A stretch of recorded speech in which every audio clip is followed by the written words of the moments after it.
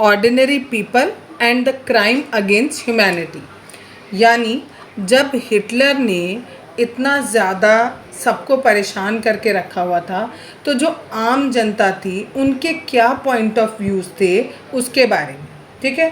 तो जो भी लोग थे उन लोगों को हमने 3 तरीके के व्यूज़ में डिवाइड किया। एक व्यू था जो नाज़ी के सपोर्टर थे, उनका व्यू था कुछ, जो दूसरे थे वो नॉन नाज़ी सपोर्टर्स थे, और तीसरे ज्यूज़ का व्यू था, ठीक है। सबसे पहले बताऊंगी नाज़ी सपोर्टर व्यू।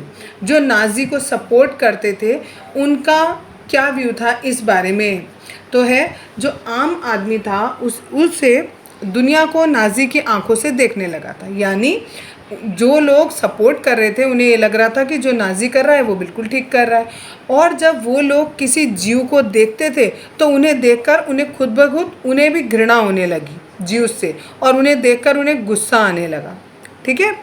दूसरी बात, अगर वो किसी नेबर के बारे में उन्हें पता लगता था कि यहाँ बगल में कोई जीव रह रहा है, तो वो जाके इन्फॉर्म कर देते थे नाज़ी पार्टी को कि भाई यहाँ पर हमें डाउट हो रहा है कि इस जगह कोई जीव रह रहा है, और आप उसके अगेंस्ट जो भी आपको करना है वो आप कर सकते हो। तीसरी बात, वो सही में ये मानने लगे थे कि जो नाज़िज़्म है नेशन में प्रॉस्पेरिटी लाएगा और आम इंसान को की जो लिविंग है उसको और बेटर करेगा। ये लग रहा था नाज़ी के जो सपोर्टर्स थे उनको। जो नॉन नाज़ी सपोर्टर्स थे उन्हें लग रहा था कि भाई, उन्होंने थोड़ा बहुत विरोध भी किया, उन्हें लग रहा था कि भाई ये गलत काम कर रहा है, ठीक है। लेकिन अधिकतर लोग उसमें से पैसिव ऑनलुकर्स थे।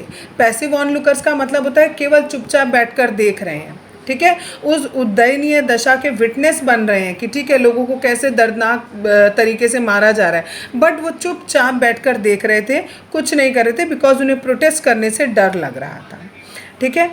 एक रेजिस्टेंट फाइटर थे पेस्टोर, ठीक है। इन्होंने क्या किया, इन्होंने ऑब्ज़र्व किया कि लोग जो हैं वो बिल्कुल भी प्रोटेस्ट नहीं कर रहे हैं इस ऑर्गेनाइज क्राइम के खिलाफ, और चुपचाप शांति से वो बैठे हुए हैं, ठीक।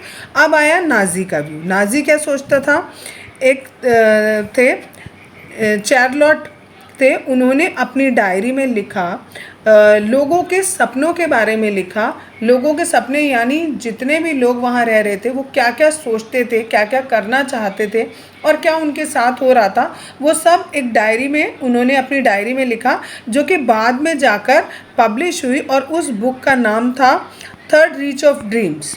उसने बताया कि कैसे ज्यू लोग भी ज्यू को सुन कर, नाज़ी लोग इतना कहते थे कि तुम ऐसे हो, तुम ऐसे हो, तुम ऐसे हो, तो उन्हें भी लगने लगा था कि वाकई वो लोग भी ऐसे ही हैं। अब वो अपने बारे में सोच रहे हैं, ज्यूज़ अपने बारे में सोच रहे हैं कि हमारी हुक्ड नोज़ है, लंबी सी नाक निकली हुई है, हमारे काले हेयर्स हैं, काली आंखें हैं, ठीक है। उनका एक अपना पर्टिकुलर एक ज्यूइश लुक लगने लगा था उनको। आम जनता को, जो ज्यूज़ थे उनको खुद भी ऐसा लगने लगा था कि जो वो कह रहे हैं हम भी वैसे ही हैं। और ज्यूज़ को गैस चैम्बर तक लेके जाने में उन्हें कई मौत मरना पड़ता था, कई मौत मरना पड़ता था। इसका मतलब है कि उन्हें हर जगह पर, हर एक स्टेज पर दिक्कत और परेशानी का सामना करना पड़ रहा था, ठीक है। इसके लिए एक जो ये राइटर ने बुक लिखी हुई है, इसमें एक पोएम भी दी हुई है आपकी बुक में नीचे। First they came for the communist, well I was not a communist. मतलब उन्होंने कहा जो आम जनता है उसकी सोच क्या थी कि जो ज्यूज़ लोग हैं वो किन को परेशान कर रहे हैं, कम्युनिस्ट को परेशान कर रहे हैं। तो उन्होंने कहा भाई मैं तो कम्युनिस्ट नहीं हूँ, सो आई सेड नथिंग, इसलिए मैंने कुछ नहीं कहा। फिर then they came for the social democrats. उसके बाद नाज़ी लोग किन पर पहुँचे, सोशल डेमोक्रेट्स पर पहुँचे। फिर उसने कहा मैं तो सोशल डेमोक्रेट नहीं हूँ, इसलिए अभी भी मैंने कुछ नहीं किया। Then they came for the trade unionist. उसके बाद जो नाज़ी के लोग थे वो परेशान करने ट्रेड यूनियनिस्ट के पास पहुँचे। उसने कहा मैं तो एक ट्रेड यूनियनिस्ट नहीं हूँ, तो इसलिए मैंने अभी भी कुछ नहीं कहा। उसके बाद वो ज्यूज़ के पास पहुँचे, but I was not a ज्यू, सो आई डिड नथिंग, इसलिए मैं ज्यू भी नहीं हूँ तो मैं वो भी नहीं करूँगा। Then when they came for me, और जब वो मेरे पास आए, there was no one left who could stand up for me. अब वहाँ पर कोई भी नहीं बचा था जो मेरे लिए मेरे साथ खड़ा हो पाए।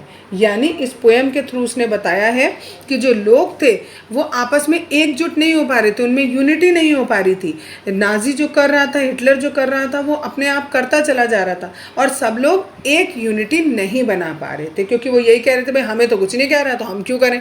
और जब तक उसकी बारी आई तब तक सारे लोग ख़त्म हो चुके थे। क्लियर?